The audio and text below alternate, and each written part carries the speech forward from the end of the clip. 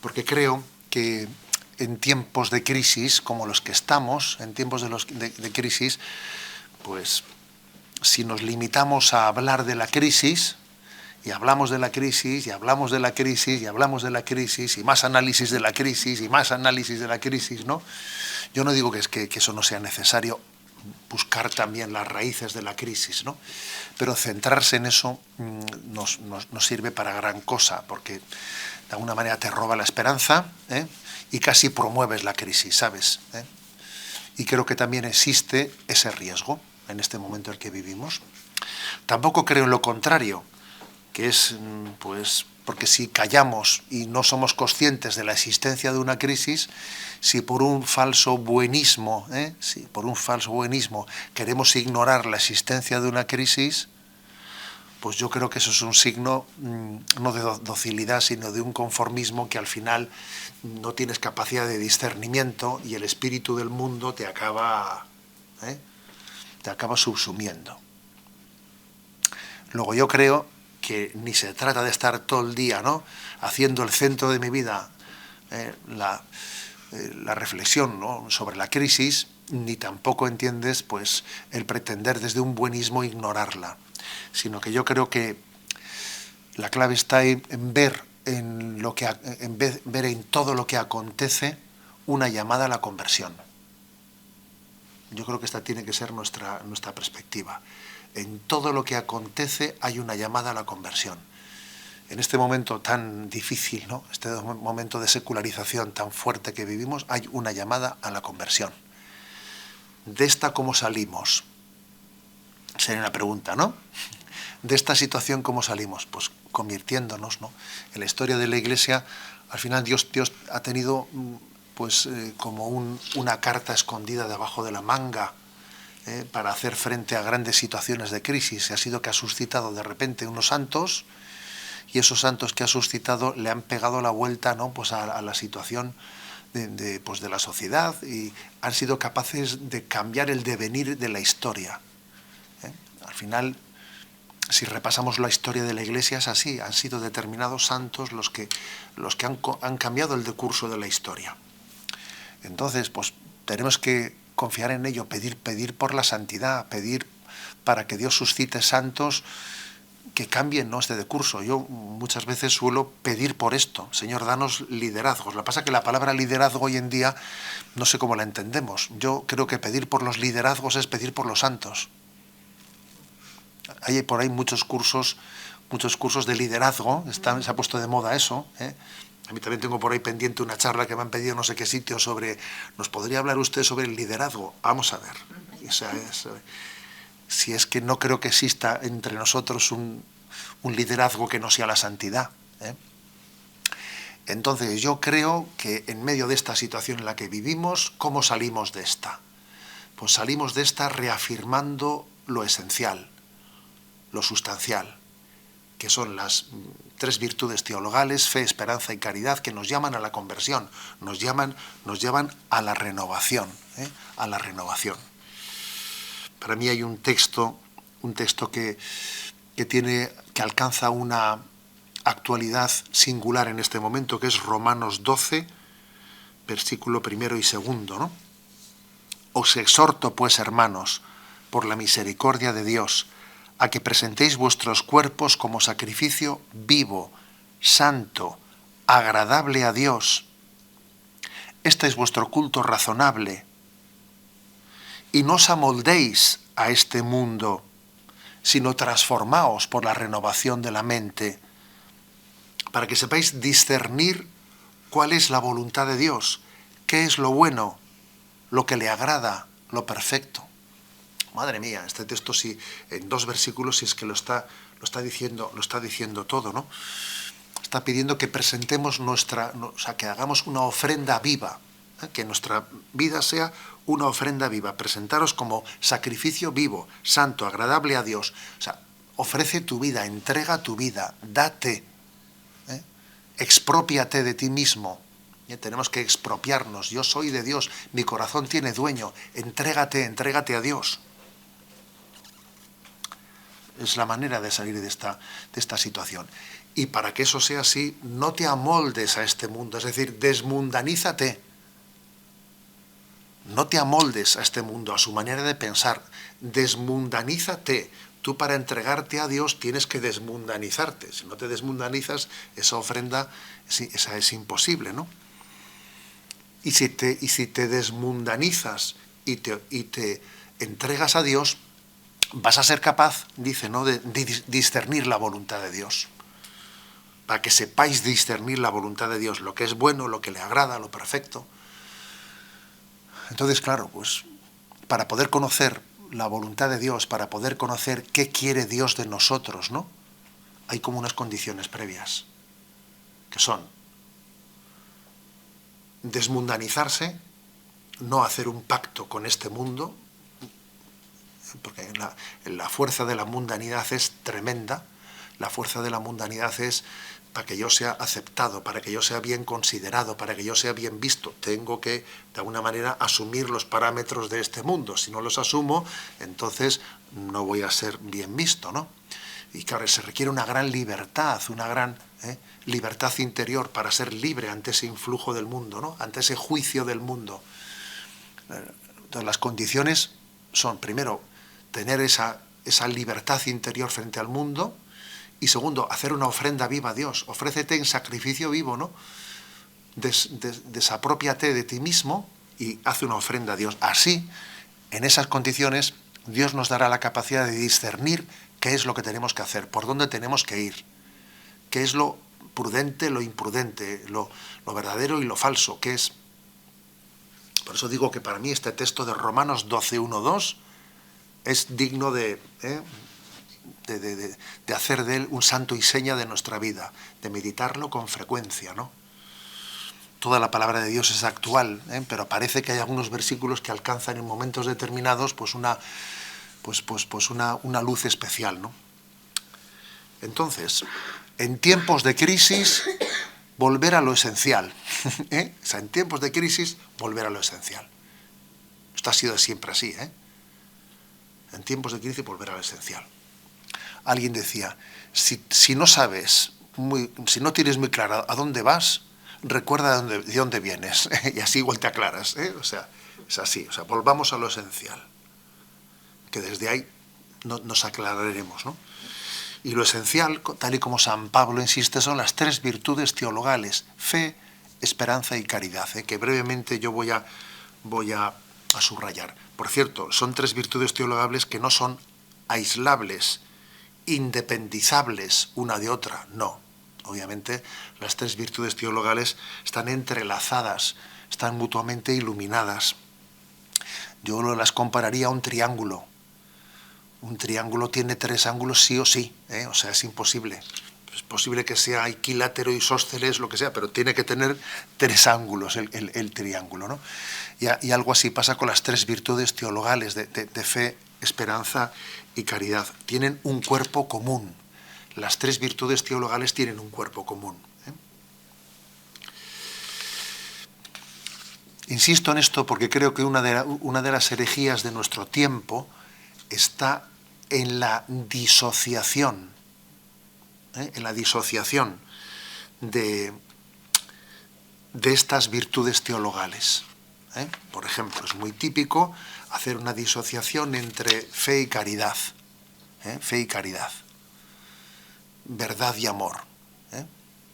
Aquí lo importante no es tener fe o no tener fe, sino tener amor. Esto hoy en día se dice mucho y o sea, no tiene importancia tanto en qué crees, sino que seas una buena persona, en qué ames y tal.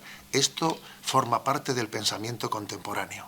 Ahora uno va a los evangelios y Jesús dice, el que tenga fe se salvará, el que no tenga fe será condenado. A ver, vamos a ver. Una cosa es lo que dice el evangelio y otra cosa es la lectura, que algunos dicen que es la lectura evangélica. Pues no sé qué evangelio tendrá usted, porque yo tengo un evangelio en el que habla de la fe como un pilar sustancial, ¿no?, que no es disociable de la caridad. Luego creo que existe una tendencia a disociar, por ejemplo, también pasa con la esperanza. Igual que he dicho que pasa entre la fe y la caridad, también pasa con la fe y la esperanza. Pues hoy en día, por ejemplo, uno va al aeropuerto y en la librería del aeropuerto te acercas y es impresionante, todos son libros de autoayuda. Es increíble, todos son libros de autoayuda. A ver, que me alegro que a la gente, no sé, por lo menos se reflexione un poco, ¿no? Reflexione. Pero está claro que la mayoría de ellos son una autoayuda, una búsqueda de esperanza desligada de la fe. Y tampoco puede ser. Si yo busco una esperanza sin fe, no puede ser. Y si busco una caridad sin fe, o si busco una fe sin caridad, o sea, las tres virtudes teologales tienen que estar unidas, tienen que estar integradas. Lo que Dios ha unido, que no lo separe en nuestra mentalidad contemporánea. Porque, a ver, viene la mentalidad contemporánea y pretende hacer una especie de acercamiento a la espiritualidad, pero selectivo, como cuando va uno al supermercado con el carro y coge una cosita de aquí y otra cosita de allá y luego paso de largo, que esto no me interesa. A ver, esto no ante la revelación no podemos actuar así, sino que la acogemos en su integridad o no la estamos acogiendo, ¿no? Por eso, permitidme una palabra sobre cada una de las tres virtudes teologales. Sobre la fe, sobre la fe. Hablar la fe, proclamar la fe como virtud teologal, supone, obviamente, afirmar la existencia de una verdad plena, de una verdad plena o absoluta. Hasta luego. Supone algo que es contrario a la filosofía relativista, a la filosofía relativista, ¿no? A que cada uno pues pueda hacerse una verdad a su medida. Es completamente contrario, ¿no? Incluso, fijaros, hoy en día nuestra cultura contemporánea ha puesto bajo sospecha de soberbia o de fundamentalismo la mera existencia de una verdad plena, de una verdad absoluta. Creer en que exista una verdad absoluta, eso es soberbio, eso es fundamentalismo, Claro, si tú crees que existe una verdad absoluta, entonces es imposible la convivencia. Entonces tú estás pretendiendo imponerte a los demás, tú te crees poseedor de la verdad, etcétera, etcétera. O sea, eso forma parte de nuestra cultura. Lo cual es absolutamente lo contrario. Es decir, cuando alguien busca la verdad, se hace humilde. Se hace humilde porque existe una verdad por encima de mi voluntad, ¿no? Precisamente la soberbia es lo contrario. O sea, ser yo el que está por encima de la verdad, y que en un momento determinado sea yo el que decida más allá de la verdad o de la mentira, sino que sea mi voluntad autónoma. Eso sí que es soberbia. Pero lo curioso es que la cultura nos ha llegado a creer lo contrario. O sea, que creer en la verdad en una verdad plena, absoluta, es algo que está ligado a ser impositivo, a ser coercitivo, a ser un fundamentalista. No es cierto. Eso podría ser una deformación de ello, pero eso no está ligado a ello, ¿no? Ni mucho menos. Por eso creemos que Dios es la verdad plena, suma. Y entonces mi vida está llamada a acoger esa verdad plena, ¿no? Y estamos llamados a vivir en verdad, a vivir en verdad. Y esto va marcando nuestra vida. Si es así, si yo estoy llamado a vivir en verdad, entonces yo no estoy llamado a defender mi imagen, por ejemplo, a defender mi imagen, a defender mi estatus de vida. Para mí lo importante es cómo me ve Dios, no cómo me ven los demás. No cómo me ven los demás. Las cosas son lo que sean para Dios, no lo que la gente piense de ellas. Las cosas son como Dios las ve, no como las vean los demás. Entonces, tener eso claro, tener eso en cuenta, es que es definitivo en nuestra vida. Yo recuerdo que el día de la entrada, de la toma de posesión en la diócesis, utilicé 3 imágenes, ¿no?, sobre las 3 virtudes teologales, y precisamente la primera hacía referencia a esto, ¿no?, y decía: tú baila como si nadie te estuviese mirando, ¿no? ¿Qué quiere decir? A ver, si hay una verdad plena, una verdad absoluta, a mí lo que me importará, a mí lo que me importa, lo que me tiene que importar es cómo me ve Dios. Cómo me ve Dios, no cómo me miran los demás o cómo me juzgan los demás. Y esto es clave, si no, claro, y hablamos de Jesucristo. A ver, Jesucristo no fue un moderador de pluralismos. Jesucristo fue un maestro de la verdad. A ver, vamos a ver, en los evangelios, ¿cómo le vemos a Jesucristo? Jesucristo es maestro de la verdad, es el revelador del Padre. Él nos comunica, nos da a conocer la verdad del Padre. A Jesucristo no le vemos en los evangelios haciendo una mesa redonda. Vamos a hacer aquí una moderación de lo que pensamos cada uno para que lleguemos entre todos a un punto intermedio. A ver, de eso en el evangelio no hay nada. De eso en el evangelio no hay nada. Jesucristo no es un moderador de pluralismos, es un maestro de la verdad, que Él revela. Entonces, yo creo que la virtud teologal de la fe, claro, parte de eso. Dios es la verdad y Dios ha tenido la misericordia de revelarse, de descubrirse, de darse a conocer. Y entonces el hombre tiene, pues, como la tarea principal de su vida es acoger la revelación, conformarse a ella, que mi forma de ver la realidad, de juzgarla, de entenderla, sea a la luz de la revelación. Que eso es la fe. O sea, ver la realidad a la luz de la revelación, ¿no? Ese conocido texto que a mí siempre me impresionó, ese conocido texto en el que Jesús le reprende a Pedro, cuando Pedro intenta apartarle a Jesús del camino de la cruz, ¿no? Le dice, no, eso no te sucederá a ti, ¿no? Y entonces Jesús le dice a Pedro, tú piensas como los hombres, no piensas como Dios.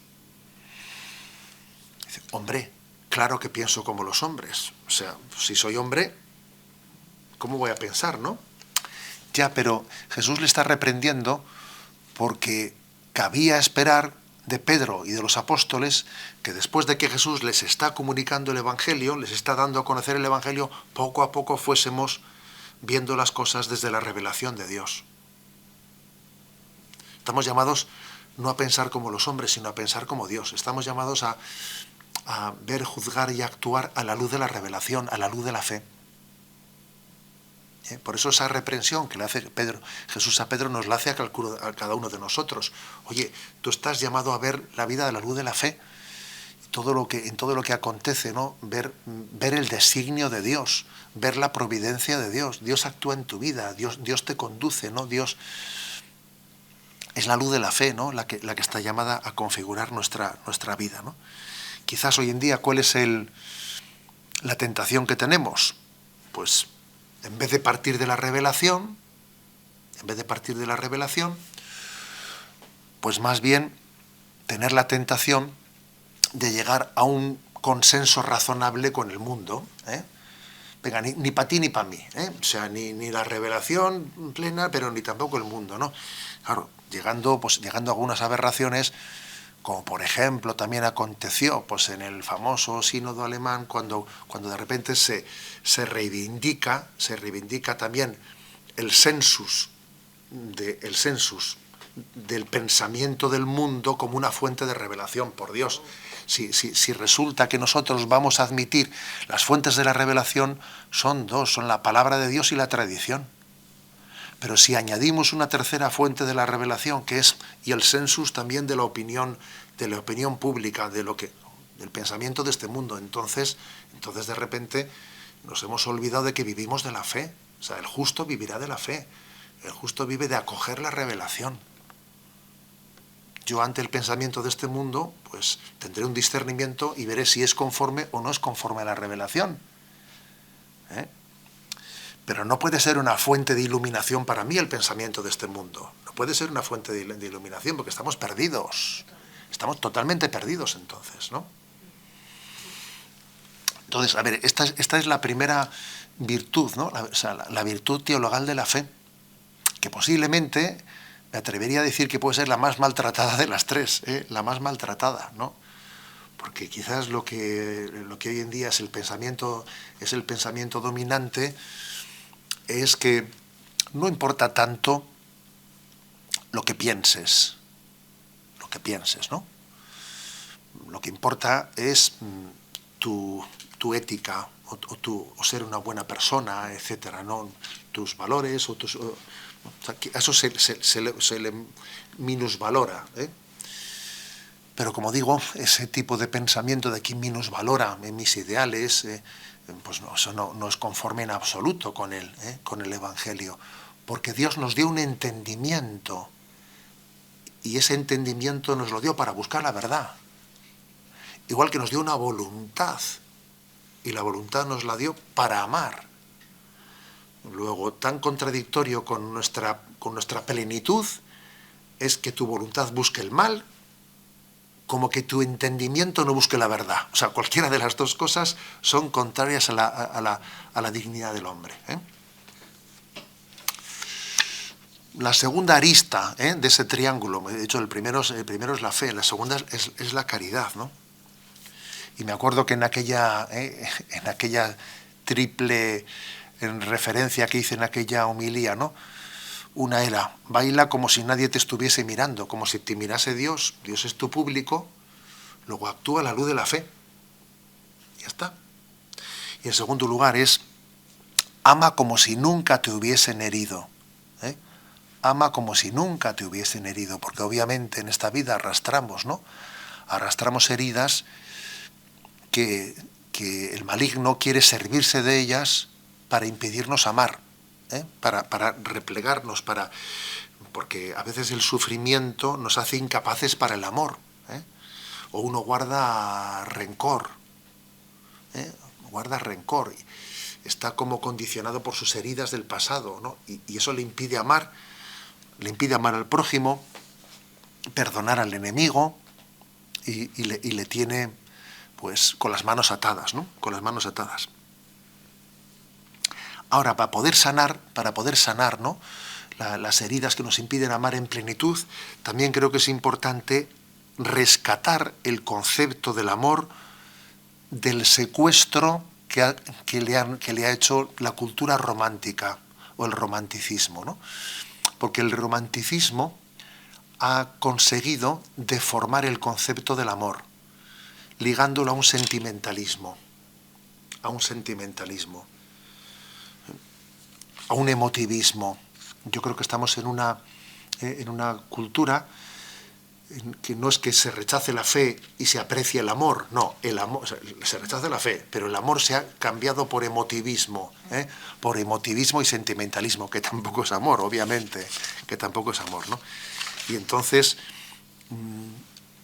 es claro que es importante, para sanar la herida que nos impide amar, entender que el amor es mucho más que emotivismo, es mucho más que lo emotivo, ¿no? El amor es donación, es entrega, es querer, es determinada determinación, que decía Santa Teresa de Jesús.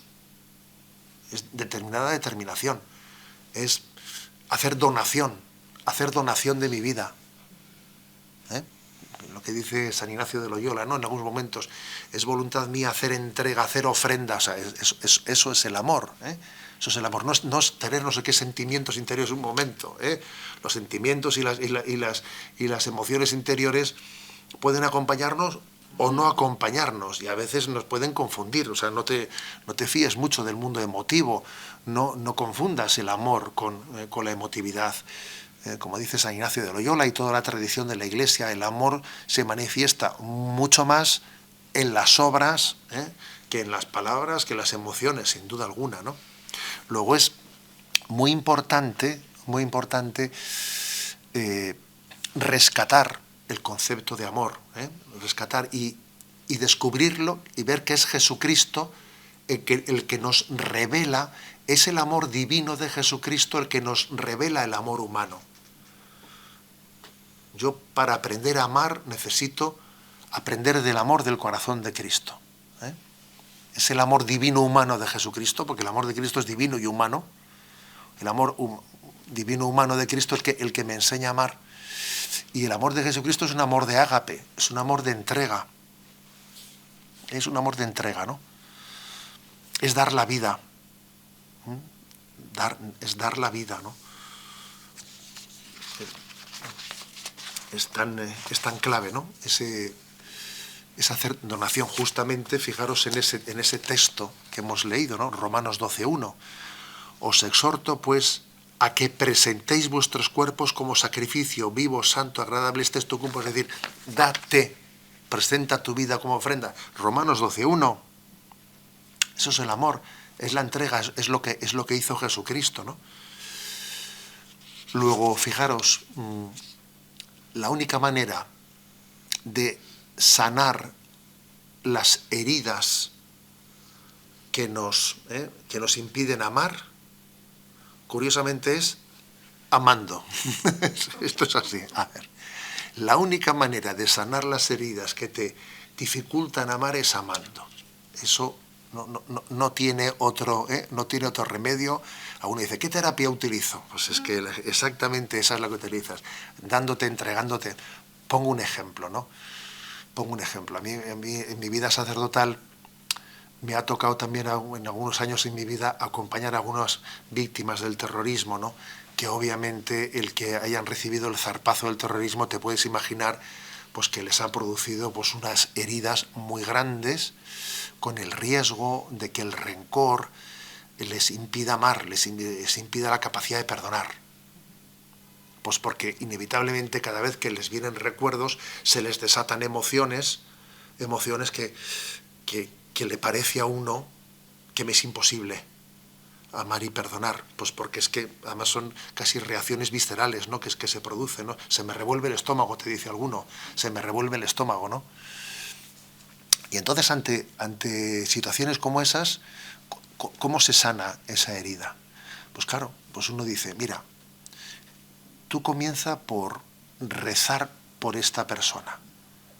Vamos a rezar por la conversión de quien mató a tu marido. Fíjate. O sea, rezar por una conversión, que en un momento determinado, o sea, pues esa es una decisión que está por encima de tu afecto. ¿Me explico?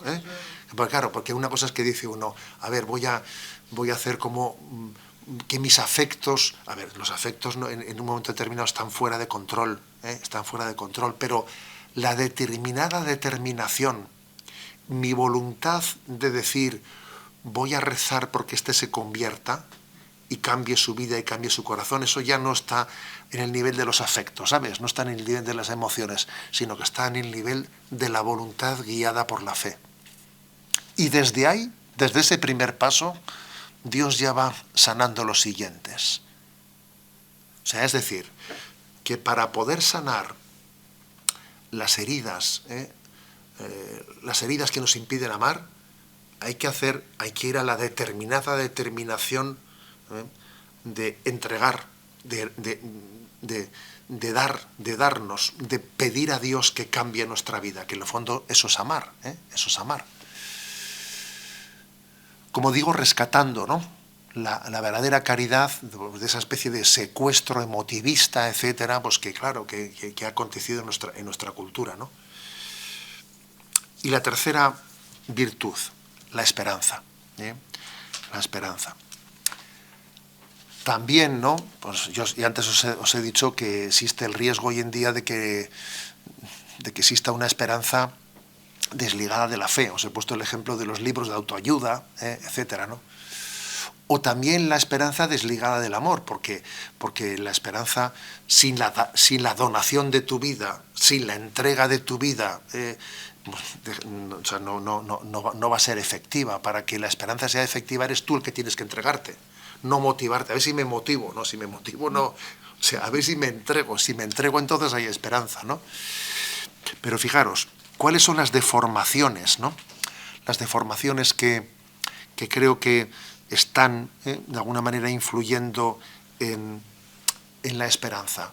Pues una deformación para mí es que hemos contaminado el concepto de misericordia de relativismo. O sea, por ejemplo, yo tengo esperanza en la misericordia, ¿eh?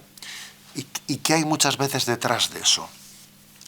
A ver, tranquilos, que no pasa nada, que Dios es misericordioso, ¿me explico? O sea, como que misericordia lo hemos hecho casi sinónimo de no pasa nada, de indiferencia, ¿sabes? De indiferencia. O sea, misericordia, o sea, hemos desdramatizado lo que significa la misericordia de Dios. Le hemos quitado importancia al pecado. Hemos devaluado el concepto de la misericordia, ¿no?